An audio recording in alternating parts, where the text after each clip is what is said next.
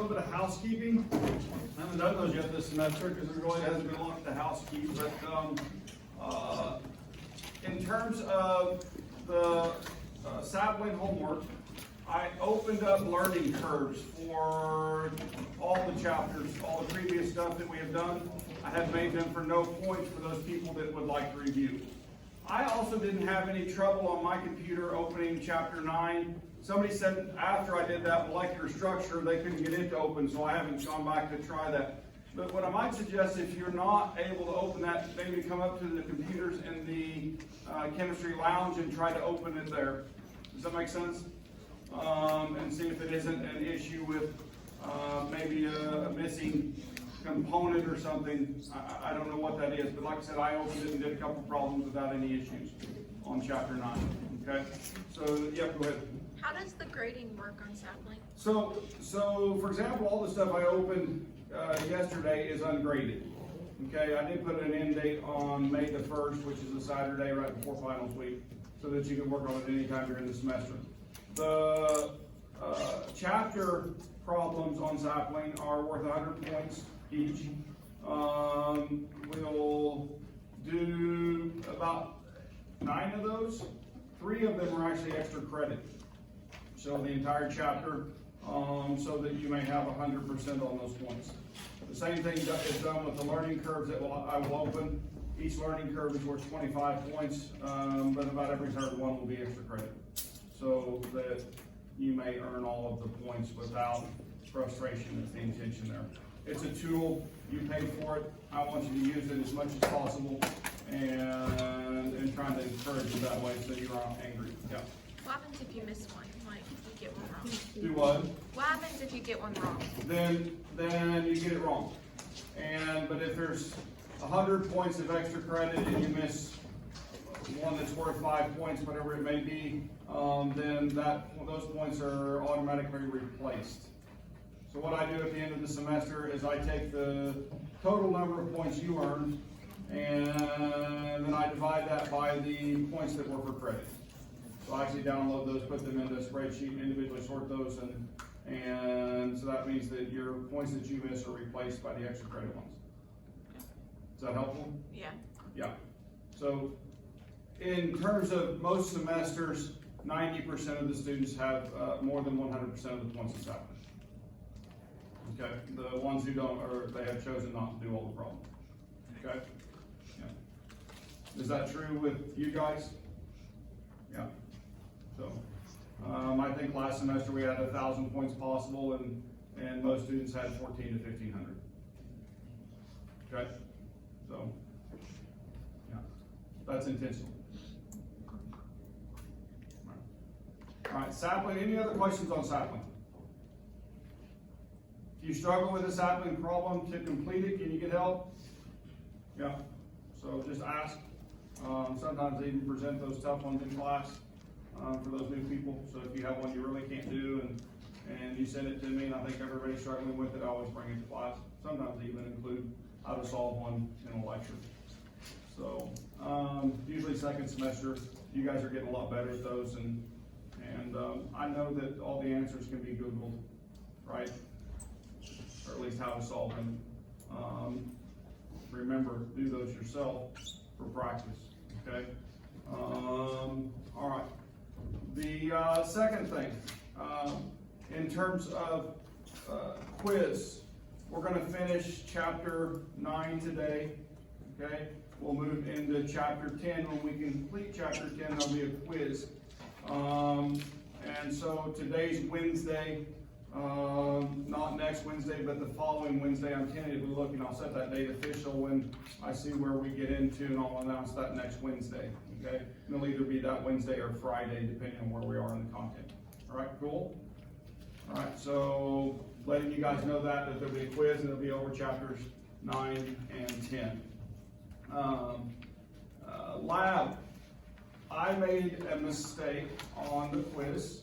Right, I own up to it. I put up a schedule that said the lab research proposal would be due the first week of February, and the calendar was used in a previous semester, And so that was only a week away. I meant the correct answer to be 2 weeks.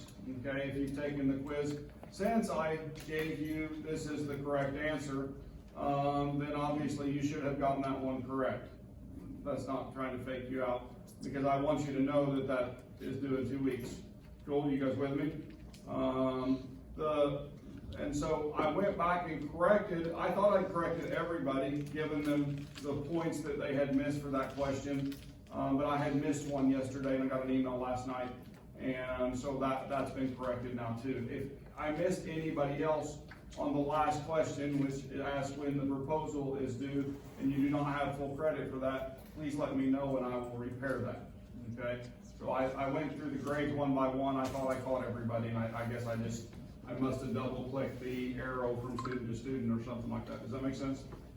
So I don't know what I did, I just missed one. Cool? Is there so quiet? Is it the snow? It's a winter wonderland. I'm like a little kid. I love snow, right? It's one of my favorite things to get. So it's a treat to me. So I just wish the roads had been about that deep, and then we could have canceled class today. Now there you laughed. You thought that was good. All right. So those are all the housekeeping items that I had. Anybody have anything else? No. Yep. So the learning curves that are like assigned for like the Chem 2 material. Yes. That stuff is graded. That stuff is graded. They'll be worth 25 each, just like we did the last Just the semester. old learning curve stuff. The old learning curves, they're free. They're just wide open for anybody who wants to go back and review those things. Okay, cool. You guys have a tendency to like those, is that correct? Do they? Yeah. So the people who've done them, new people, they lead you through the topic. Does that make sense? So yeah, so it gives you an opportunity to pick up some nuances that you might not have caught before. All right. Anything else? Well, we were here last time, and we were talking about structure and function. Now, I've got a couple slides following this. We're going to talk about, for example, DNA, and how DNA, well, the structure things we've been learning works in those interactions, okay, and helps it to form the shapes that it does and those types of things.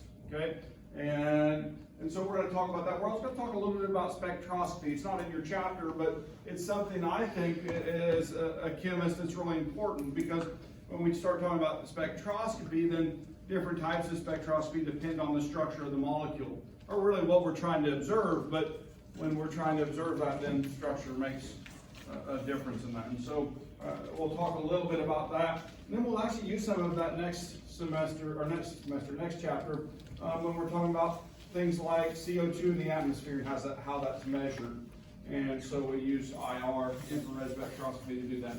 And so we talked about solubility, boiling point, and now we're going to talk a little bit about biological properties. Okay, so when we look at, this is an interesting molecule. Okay, now remember when I have a bend, what is at each one of those bends? A carbon, right? And so what would I call this band of carbons right here? A carbon chain. There's another word in biological molecules that we would use. What would that be? Carbon backbone. Carbon backbone. Something else? This one's a fatty chain. Okay? Long carbon chains that are attached to a carboxylate, right? Or carboxylic acid is a fatty acid, right? You guys with me? And so when that reacts with this structure, then that fatty acid is attached to that. And I want you to think about this. When I'm looking at this region and I'm asking you the polarity of it, what would you say? Is it polar or non-polar? The fatty chain. It's non-polar, right? And so you guys have looked at structure and you see that it's a carbon with hydrogen surrounding it, and those repeat in that pattern. And so there's symmetry throughout this, right? You guys with me? There's no big electronegativity differences, and so it's very non-polar. But what about when I get to here about this region of the molecule? I've got a double bonded oxygen on a carbon and the second oxygen right there. Polar or non-polar? Polar. And in fact, if I move on up and I look at the phosphate head right there, right? What do I have there? I've got a phosphorus center with an alcohol group, a couple more oxygens, and so on. What do you think? In fact, it's charged. Right? You guys see that? Now, are charges polar in relationship or more non-polar? They're beyond polar, aren't they? They're charged. That's the word we would use. Now, I have a question about this. If I have this structure, right, and I put it into water, what's going to happen?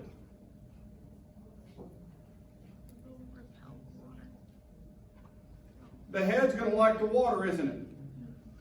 You guys, would you agree with that? What about the tail? It's hydrophobic, so it's going to try to get away from the water any way it can. Now, what happens in reality is, consider my arms the polar or charged head, right? And these are the tails. The tails get together and they hang out like this. And they form things called micelles, which have a double layer. They also form cell membranes, right? And so they form these cell membranes because of the structure relationship. Now, there's other cool things about that, right? Phospholipids, the glycerol derivative with two fatty chains of polar phosphate. It's hydrophilic head. It loves water. The hydrophobic tail hates water and or is repelled by water. And so I can form this phospholipid bilayer, a cell membrane. Now, I want to ask you about something. If I have a fatty molecule, can it go through that membrane? No, it's actually repelled on the surface, isn't it? Because the charged surface, the heads of those things keep the fat molecules away. What about a charged molecule? Can it move across that? It would be attracted to the surface as long as it's the opposite charge, but can it move across the membrane? No, it can't, because why? Because in the middle is this layer that doesn't like charge. It doesn't like polar things, right? And so they can't just automatically cross the membrane. Right? Which, wait a minute, is that a good thing? Do we want things that are not needed in ourselves? No. Now, are there ways to overcome that? Yeah, there's working systems that go across those membranes, right? There's proteins for facilitated transport, those types of things, okay? That's a whole nother piece of chemistry. Take biochemistry to get that, okay? We're just talking about structure right now and those structure interactions, but I would encourage you to do that, okay? So, some really, really neat chemistry there. Here's another molecule I want to talk about, okay? This also has phosphate in it, okay? But this one is what? You guys recognize it? So,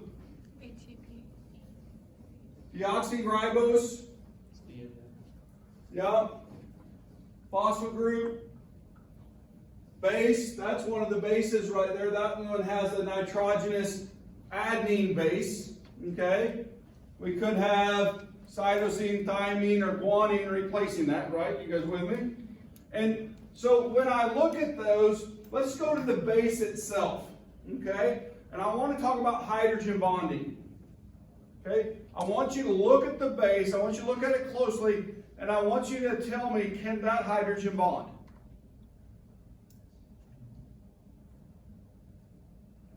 What's required to hydrogen bond?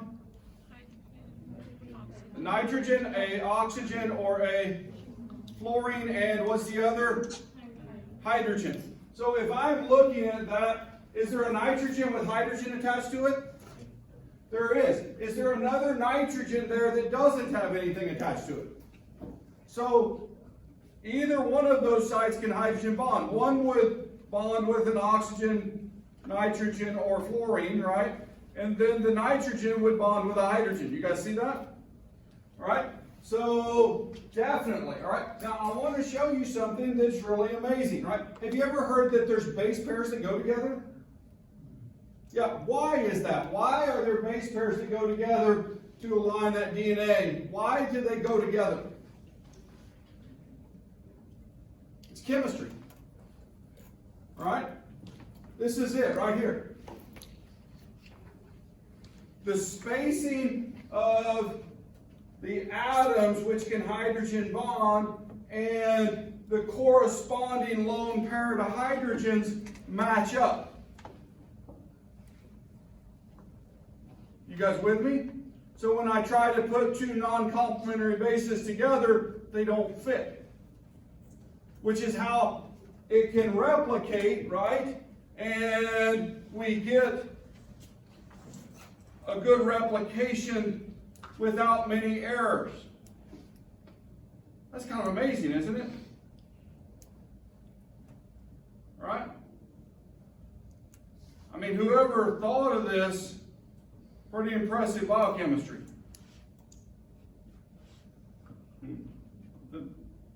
Not happened by accident. Right? Evolution over billions of years. Right? There's people who argue that, and that's the accepted thing in science, right? Just to let you know that. I think this is irreducibly complex. Okay? There's an argument that can be made in that way.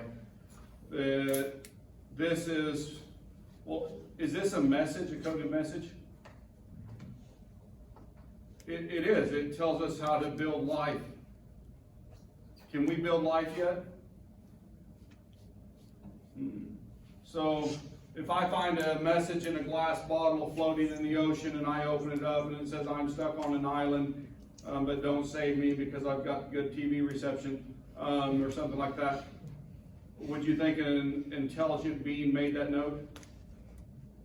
Right? It gave you instructions on how to get there. Wouldn't you think that really they'd have to be pretty smart to know where they were at? This gives you instructions to build life. It's stored in a place that's protected by a phospholipid bilayer in a capsule, right? There's machines called proteins that facilitate all of this. Kind of interesting, isn't it? All right. But it is truly chemistry, right? It is truly chemistry that makes that happen, okay? And so for you guys to study it, for you guys to do what they've done with this vaccine for the COVID vaccine for the COVID virus, right? You guys realize that it's a full understanding of the mechanisms of the cell that it made what we have today to be done, number one, in such a short period of time, okay? Number two, we probably have one of the most effective vaccines for a type of virus we've never been able to make a vaccine for before. And this wasn't possible 20 years ago. Trust me, we didn't know this chemistry well enough. It's kind of cool in my opinion. Right? The world is changing. The other thing that helps with this is the ability to store data. We have arrived at a place in history where we can store entire genomes. Hey guys, when I was in college, my computer couldn't have done that. Okay? It didn't have the capability. Not only that, there's so many data points that it couldn't have processed that. The processors weren't fast enough. But all of a sudden, we've arrived in a place that we can do that. And what took the first genome project took years and years, right? Now we can do one very quickly. Okay? It's amazing the changes that are happening, and it's because we have an understanding of this type of chemistry. Okay? So there's hydrogen bonding, the dotted lines, right? We go back one slide, and what we find is that those match up into two strands. We can unzip a piece of that. We can go in, we can pull the information off of that and give it to the cell to do work. Well, even in differentiated cells, then we have different tools to look at different parts of that. Yeah. Cool? Yeah, I think so. All right. And then we even have, before the differentiated cells happen, we have cells which can turn into any of those differentiated cells. It's so cool. All right, so this is just showing DNA replication, and it's showing those new strands forming, and when they do, then the complementary base pair matches up and is put into place. Now that's much simplified, that's just a little cartoon, but it kind of helps you to visualize that. Okay, so anyway. Other things that we can see with structure that I want to talk about, and we've mentioned these molecules before, I want to talk about chiral, right? And so if I'm looking at chiral, I bet that's still in the other classroom. I didn't even think about grabbing it. I didn't. So when I think about chiral, we'll just do right and left hand. Okay, you guys with me? And so there's isomer 1 and isomer 2, okay? And what I want you to notice is that if you orient the hydrogen up on those, you guys see the hydrogen is up, there's 3 other different substituents, okay? And you notice the left one is a carboxylic acid, COOH, right? This front one is a methyl group, CH3, and the other one is an alcohol. You guys see that? The OH group. Right? Now, I want you to look at that one and then compare it to this one. What happened? You guys see it? The order of the bottom 3 is changed, isn't it? 2 of those were flipped. Okay? And I want you to know that that's a different molecule. Right? There's a number of cases in history. The one that I think, or I had made most famous in my classes, because you have met him, right, is Tony Melendez. Anybody know what's special about Tony Melendez? He was born without arms. He was born without arms. He's a great musician, is what I was going to say. But he plays the guitar with what? His feet instead of his hands. Right? Because he was born without arms. If you meet his brothers, they all have arms. He was given, not him, his mother was given a drug called thalidomide. Okay? That drug is a molecule that has a center like that has 4 different things on it. And one configuration, isomer of that, works very good for nausea. And so it was given for a very short period of time to mothers during pregnancy for nausea, right? And there's a whole group of babies that were born from that period that have birth defect from one of the isomers of that molecule. It was a mutagen, right? So that's why Tony doesn't have arms. Now, I love Tony, all right? I've known him for a lot of years now, and our kids play baseball together, and Clay Self, do you guys know him? He plays in the Buzzard Bar at Big Cedar, musician also. They've been playing some music together online lately. But we hang out with them once in a long while. But I always, when I see Tony, I like to shake somebody's hand that I really like a lot. And I'll walk up to shake his hand, and then what do you do then? It's really awkward. Okay? So you have to give him a big hug. Right? And so I just want to tell you this, that what he has done is amazing. Right? And he's devoted his life to making music, but also to Christ, right? And he is Catholic. He's played for the Pope, literally. Okay, literally played for him, which is an astounding thing to me, right?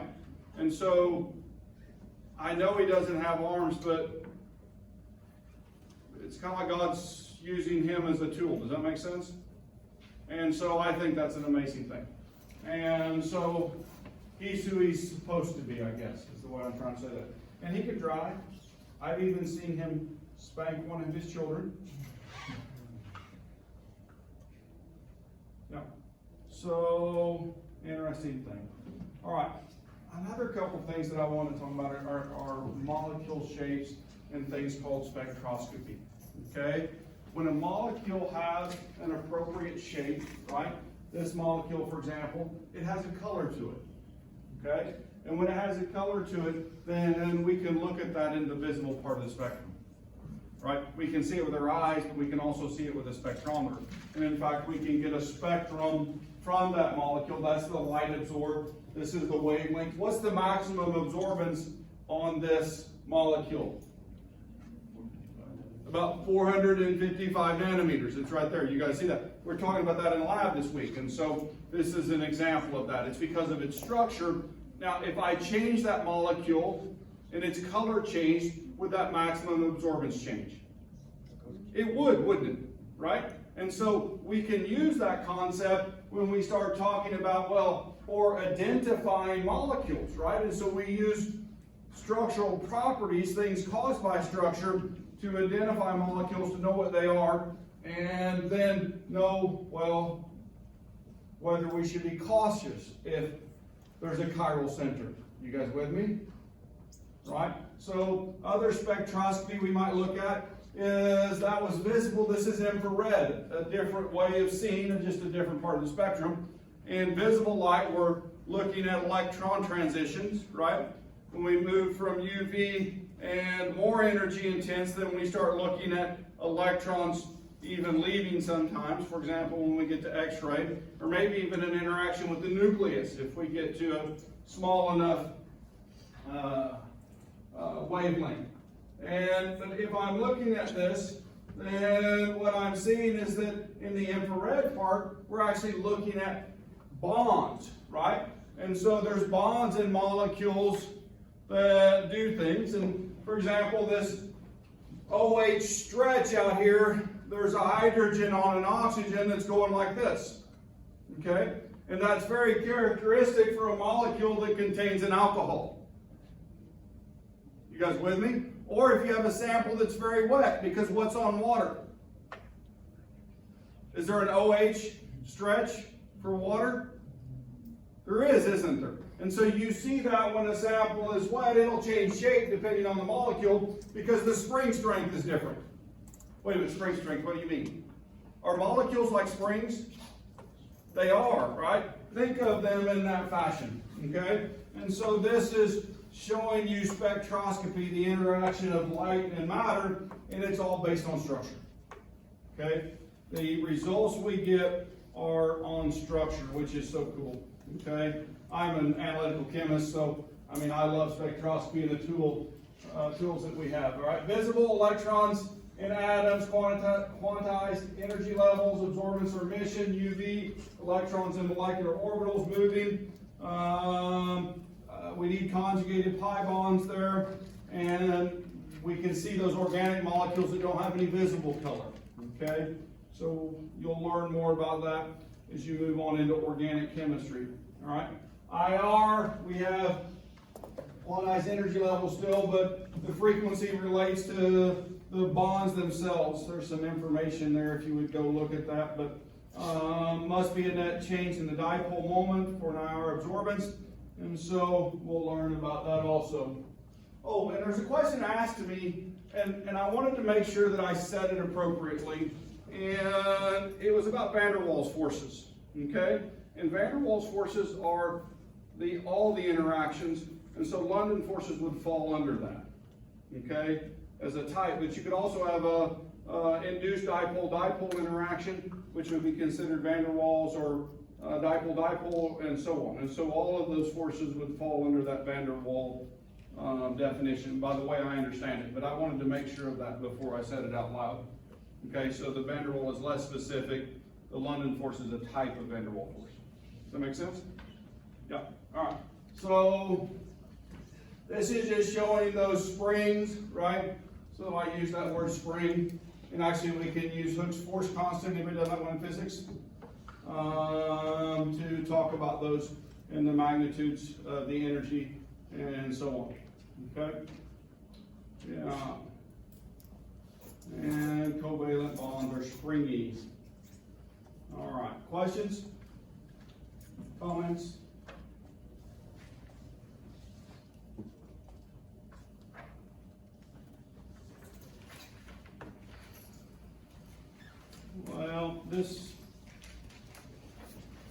next chapter, a lot of hot air in it.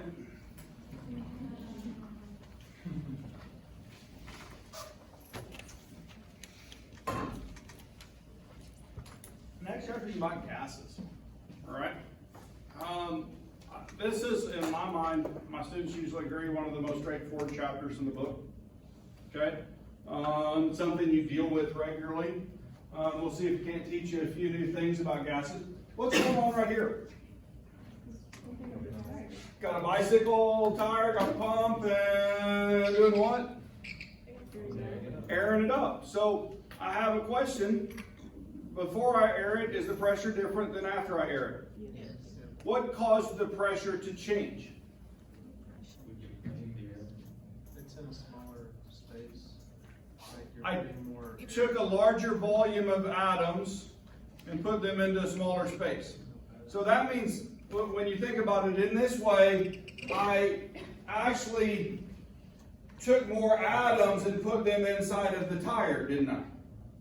I changed the number of moles of atoms inside, or molecules inside the tire, didn't I?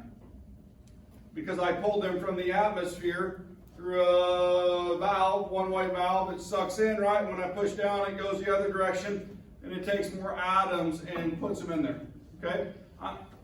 But what? I'm going to ask another question. If I take the pump off, and I've aired the tire in here, and I measure the pressure, and then I take that tire and I roll it out on the loading dock outside, and let it sit and equilibrate in temperature, what happens to the pressure? It goes down, doesn't it? Why? The molecules aren't moving around as much. The molecules, we've taken away temperature, which affects the kinetic energy, right? So temperature is a measure of the kinetic energy in gases, and so we can lower the temperature, right? And, well, in fact, we then change a state function, right? One state function. We change the pressure, right? And a result from the change of temperature. Okay? Now the volume would remain fairly constant. I mean, there would be some stretch of the rubber in the tire, right? But the volume would be fairly constant in the tire. And so well, wait a minute. We're talking about this. We did a lab. What was the lab about? When did we do all Ideal gas law, wasn't it? Well, actually, we used pieces of the ideal gas law. I actually used the relationship P1V1 equals P2V2 over what? N1 T1 over N2 T2. Did that come from this equation?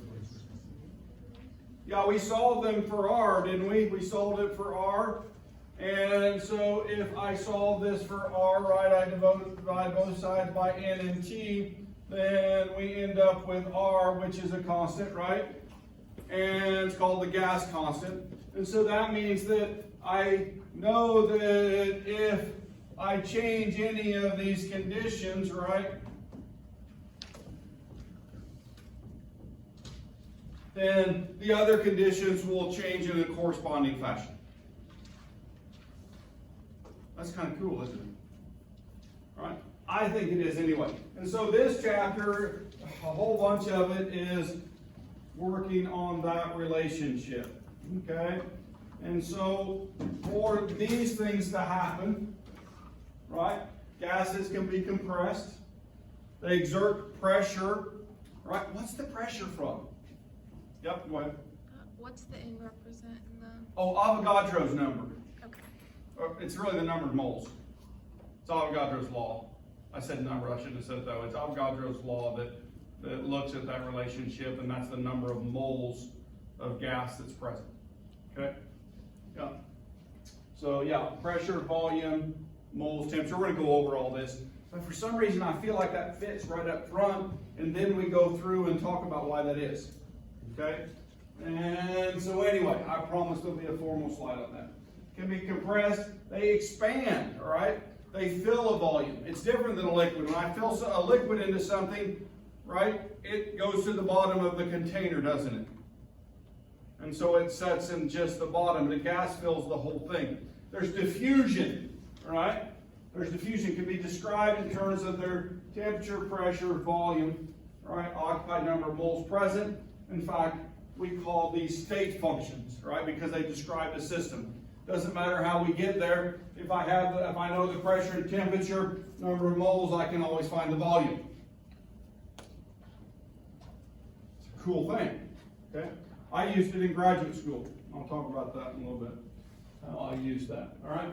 Common gases. So here's some common gases. Acetylene, all right? You guys do the Lewis structure for acetylene, C2H2? Do the Lewis structure for C2H2.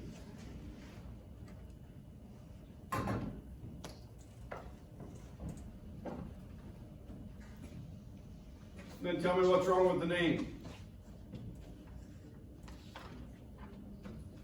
There's 3 bonds, and what's the suffix? Ene. What should the suffix be? Ein. Y-N-E. Interesting, huh? Name before we do the structure. Common name. All right. Do I need to draw that on the board? If you guys want me to do that?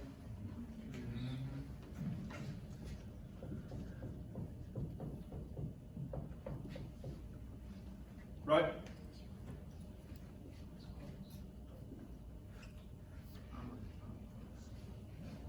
So, I'm wanting you guys to have that skill. Yeah? Could you have that with a double bond?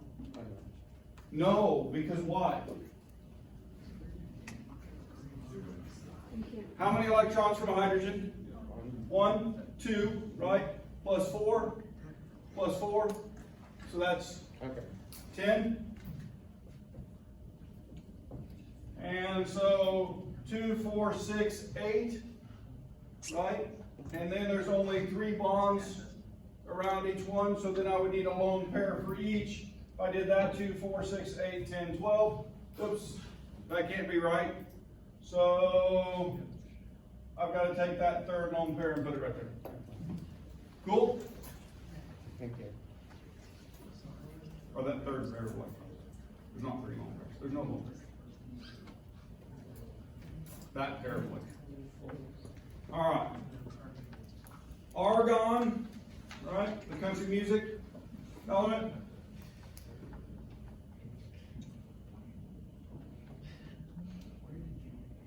She are gone. Ain't never come back. She are gone. Oh, well, they good now. All right. Butane, fuel for spacing, C4H10. Carbon dioxide, right? So these are gases you guys are familiar with, right? You have probably heard of all of these at some point, either in a school or in your normal lives, okay? So, just a list of gases. All right, how do I measure gas pressure? With the barometer. How do I measure gas pressure?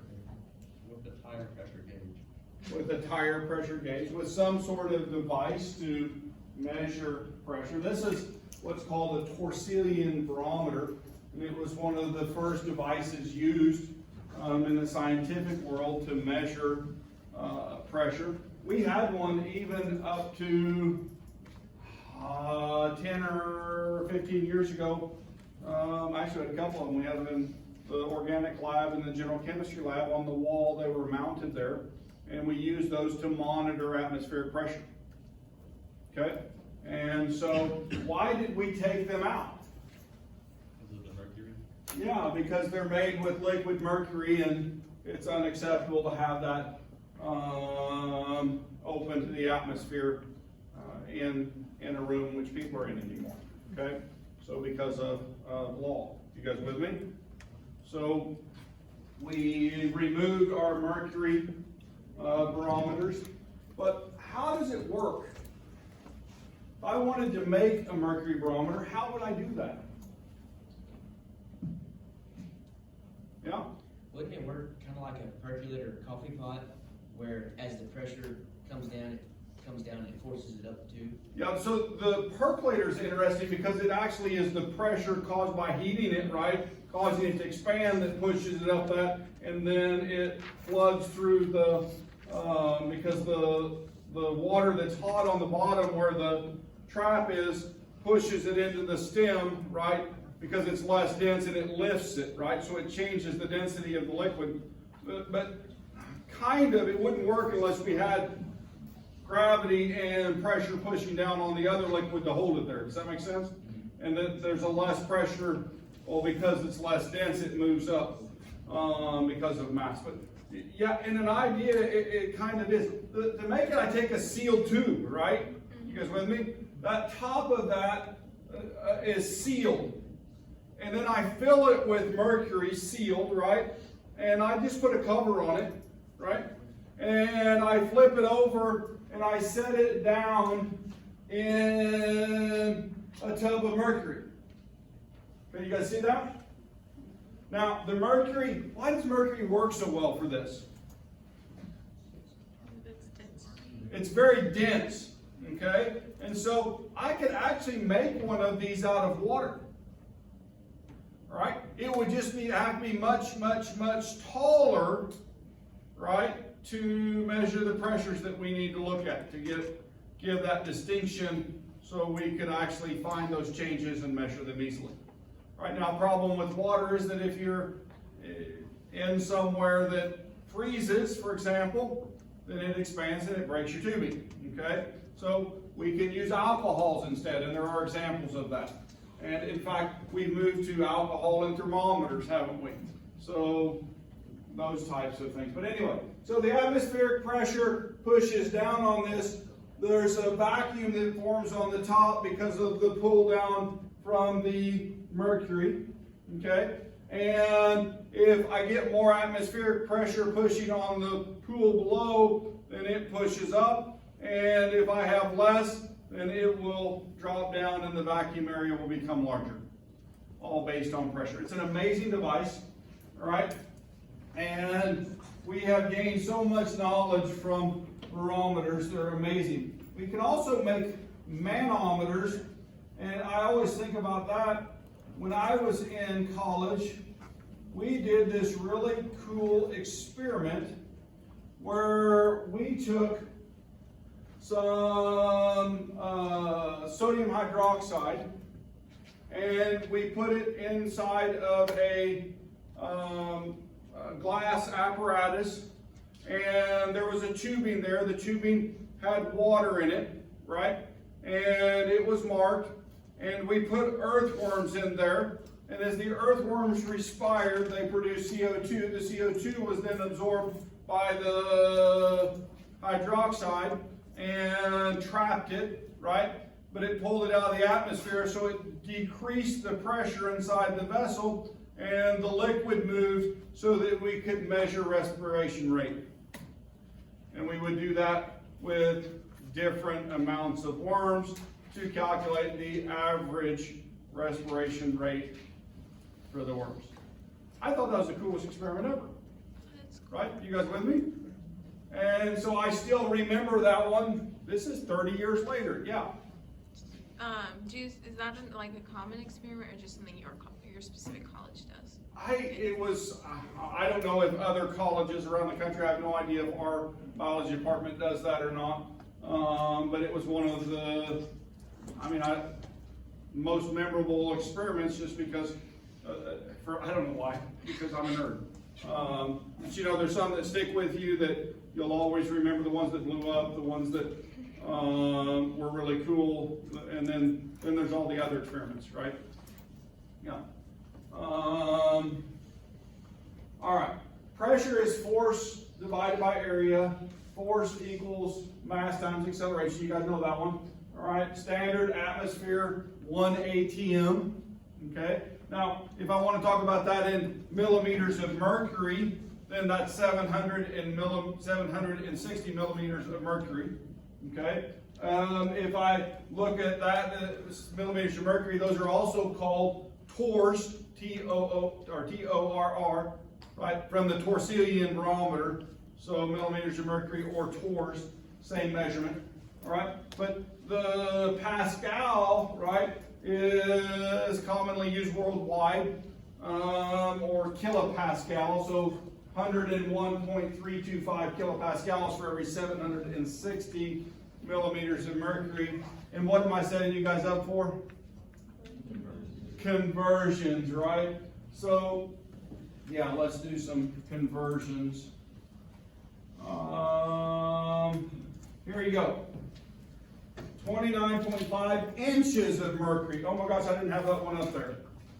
And I want you to convert that to millimeters of mercury.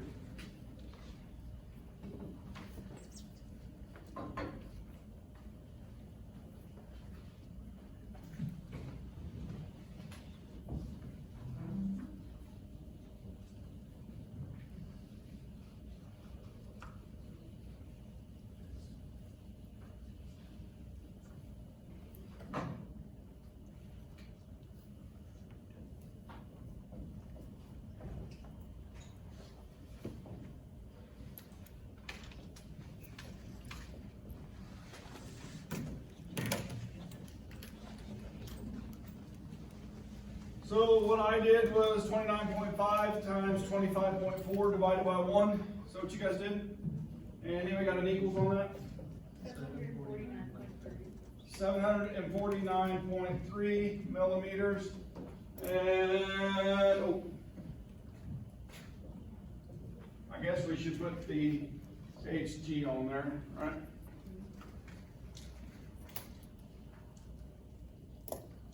And then how about from millimeters to atmospheres? Millimeters to atmospheres. For some reason, this is the unit I like the best, either that or PSI. Okay, those are the pressure units I grew up with.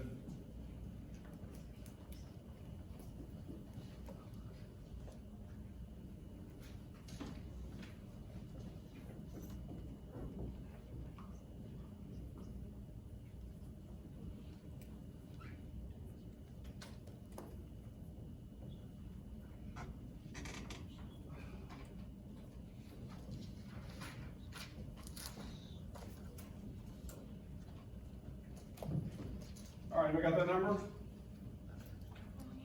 0.96. 0.96 or 98? 98. 986. All right, so yeah. And then I think the next one is torr. You guys did that one? Yeah. 0.986. Yeah. So this is atmospheres, but can I go right back to here? For every 1 torr is 1 millimeter of mercury, and so this is equal to 749.3 torr.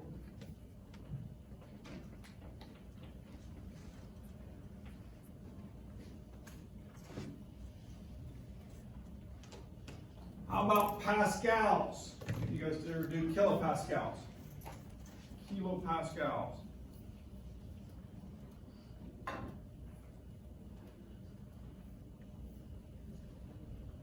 We're getting in a rhythm here.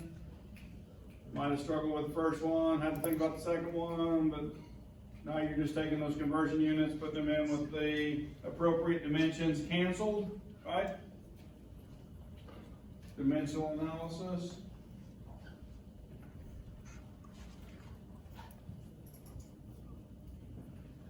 .9 kilopascals.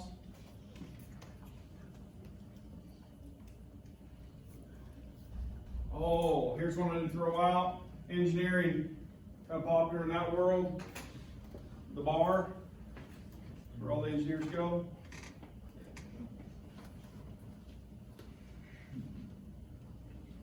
How was it that good? Yeah.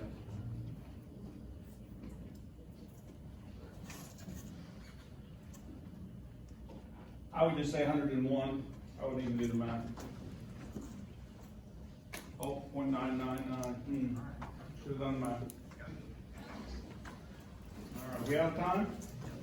We are, it is 9:50. So there's a couple more, or one more there, PSI, and so we just did a whole bunch of unit conversions. We'll pick up with the composition and air next time.